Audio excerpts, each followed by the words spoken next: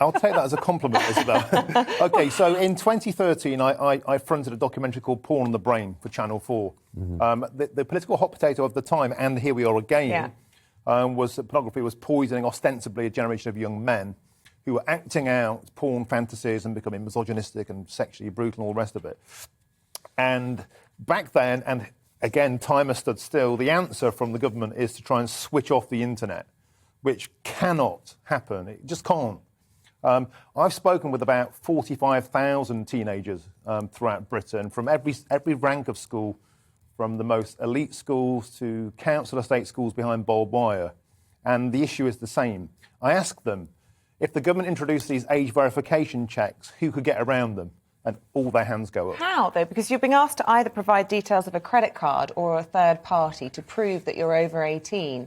Now, you've got a 12-year-old son. Would he be able to get his way around that? And would this not work as some form of barrier? I don't want to instruct your viewers on how to get around porn blocks, but I'm afraid it's incredibly easy. They just wouldn't go to official sites. They'd just go to unofficial sites. Who are these people? Where do they operate? They're talking here about fining them 10% of their profits, but who, where? I mean, they run through servers, proxy servers from all around the planet.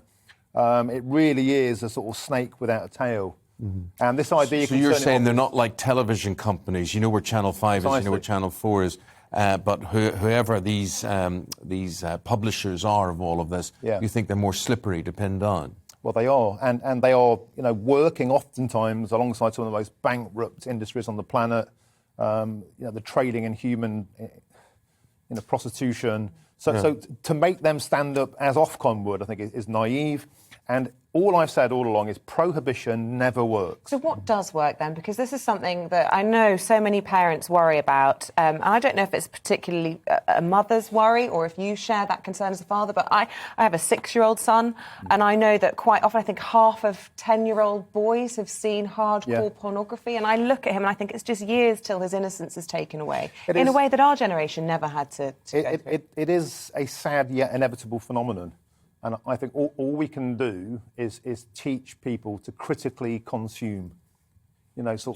This is going to happen, and therefore be a decent, respectful, loving, tender young lad.